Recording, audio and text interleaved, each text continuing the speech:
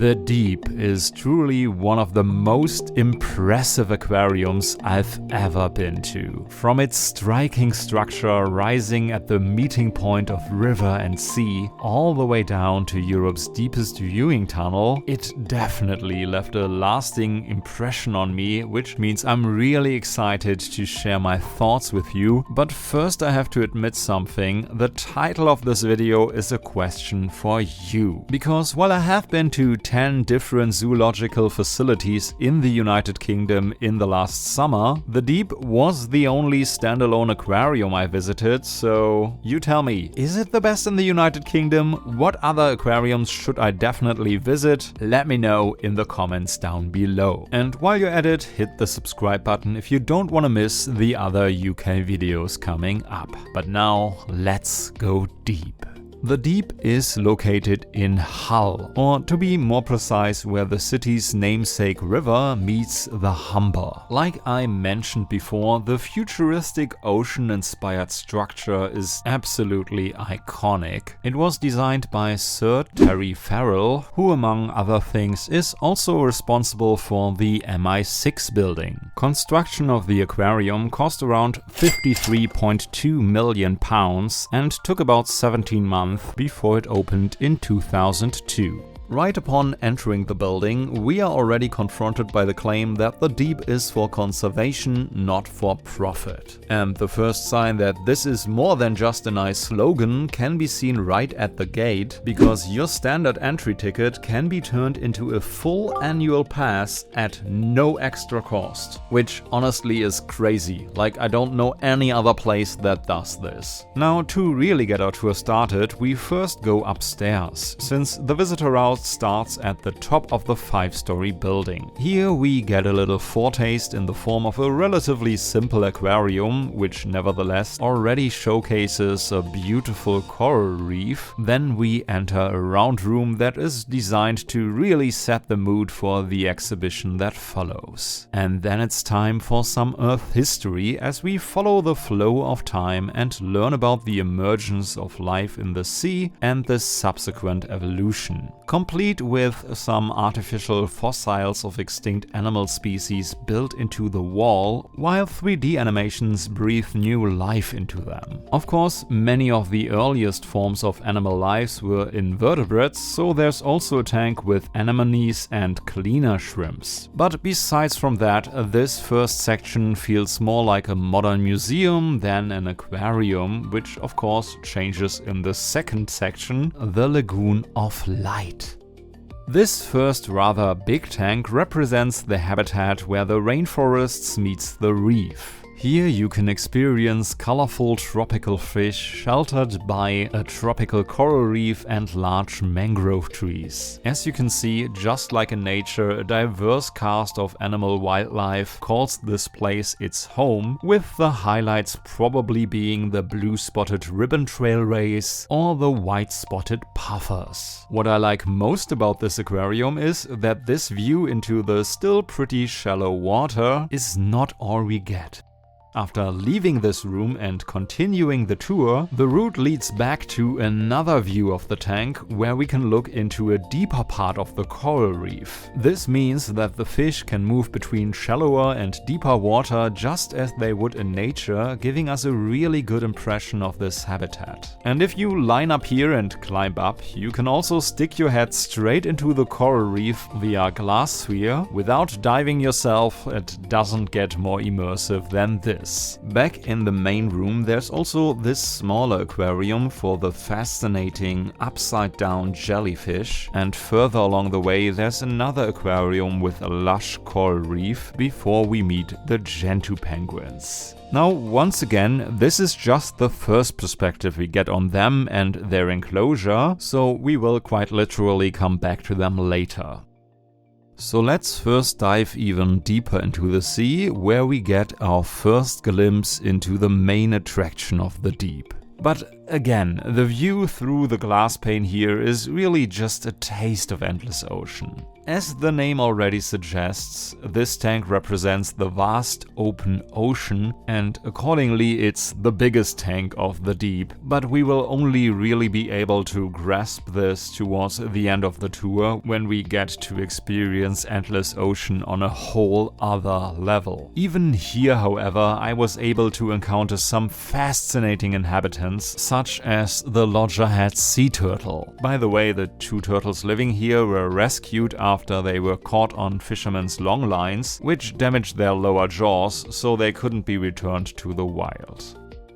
There are also a couple of smaller aquariums here, where you can see, for example, cute garden eels who use their tails to dig into the seafloor, where they spend most of their lives looking out of their burrows. Or you can watch the ever so popular clownfish, who form a symbiotic relationship with venomous anemones. This section is all about animals who use slime in some way. For example, the blue poison arrow frog uses it to create its poison. The changing sea exhibition, on the other hand, highlights the work of Dr. Christina Rogerts, a marine scientist at the University of Hull who combines chemistry and biology to study how marine life relies on chemical signals. The exhibition explores how these invisible interactions are affected by a changing ocean and why factors like climate change can disrupt systems that many marine species depend on to survive. Since I was here right on feeding time, there was a lot going on here, and it was quite fitting that right next door you can learn about plankton, which forms the base of the food chain in the ocean.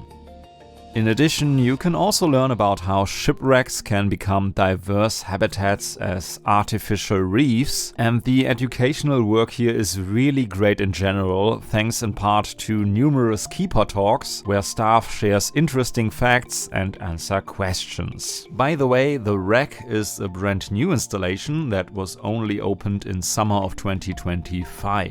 The tank is filled with 150,000 liters of water and 5 tons of salt. And among others, it's home to the very shiny look-down fish.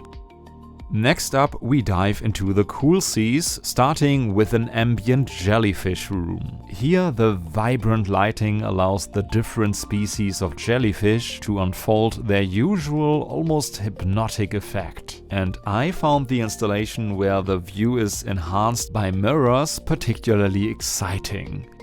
After a short break in the Halfway Cafe, the exhibition showcases the local Yorkshire coastline, a concept that feels both obvious and close to home and has been executed really well here. Firstly, because of the clever design and presentation, especially the large display that transports you to the chalk cliffs of Flamborough Head. Also, this area highlights the local conservation work of Wilder Humber, a 5-year project focused on restoring native species and habitats across the Humber estuary. The aquariums here represent different habitats like temperate reefs or kelp forests that are among the most important habitats on Earth, not just by providing food or shelter to many different animal species. They are also storing carbon, creating oxygen, and they are protecting exposed coastlines. And here you will also find a small rarity in form of the wolf eel. There is still quite a lot more to see here, but I don't want to give everything away. I feel like at least some details need to remain unspoiled so that you can discover them for yourselves. Next up, the path leads into a chilling cave. You can touch real ice walls here to immerse yourself into the cold of Antarctica. This, of course, leads us back to the Gento penguins, where I now have to admit that this is the part of the deep that I didn't like all too much. Because as cool as it is to see Gento penguins and to see them once again from different perspectives, their enclosure and the pool especially seemed hardly sufficient to me. It's hard to tell how big and deep the pool really is, but it does seem to be on the smaller size. Of all the penguins, Gento penguins are the fastest swimmers, and I doubt that they can really live this out and show it off here. Honestly, I would already feel way better if they would switch to puffins here. and they would fit in rather well with the local coastline exhibition, because just 1 hour north of Hull there are the Bampton Cliffs, where you can spot puffins in the wild. But I digress. So let's continue to our next stop, Deep Blue 1. Entering through a rainbow tunnel, this area is themed like a futuristic science center and focuses on life in and around rivers. There are aquariums for species such as piranhas, as well as terrariums for amphibians, reptiles, and even some insects. And while this is all really cool, I can't wait to show you what's next.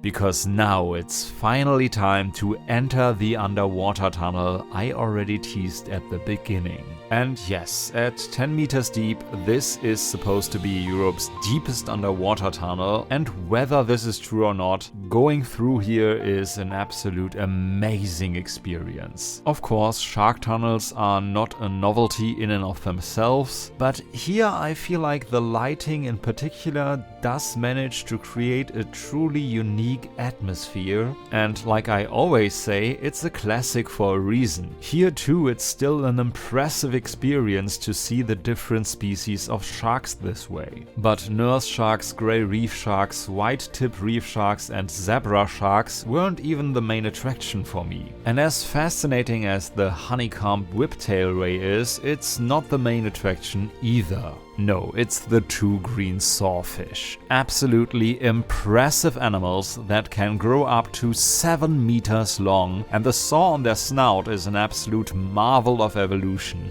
Its purpose is to stun schooling fish by swinging side to side. And guys, really, how cool is it that we live on a planet where creatures like this exist? I was able to show them to you before at the Oceanographique in Valencia, and if we make our way to Italy and visit the aquarium in Genoa, we can check off all 3 facilities in Europe that have them.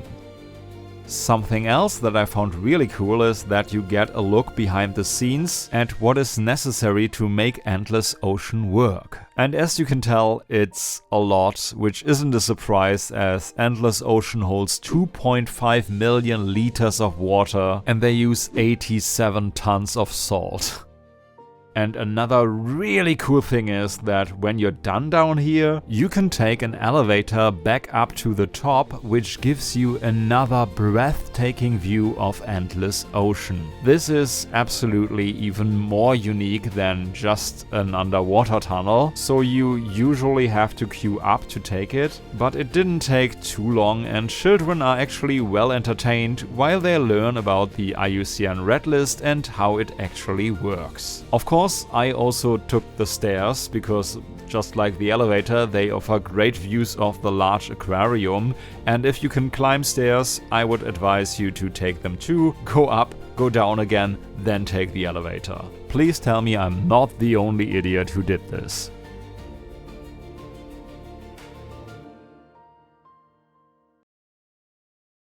Back up, you have another opportunity to grab something to eat or drink while enjoying a really great view. And though I have no idea if they are a permanent installation, I have to shout out these amazing illustrations by South African-based artist Jessica Eggers. I was really disappointed that you couldn't buy them as posters in the merch shop, but they do have some other really cool stuff in here. And yes, I definitely bought the green sawfish plushie. In conclusion, I don't think I need to go in too much detail about why I like the deep so much, although looking back, I have to admit that everything else is nice, but Endless Ocean is not only clearly the main attraction, it absolutely is what makes this aquarium special. So let me use the time to talk about 2 more things. Firstly, to what extent is the deep actually for conservation, not profit? Well, the deep was founded and is registered as a charity, and education and nature conservation are truly at the heart of its mission. Most of the the revenue is likely to go towards maintenance, but anything beyond that is used to fund education, research and nature conservation projects. This is a concept that is actually much more common in the United Kingdom than most people realize. There are quite a few non-profit zoos in the country that are fully committed to this mission.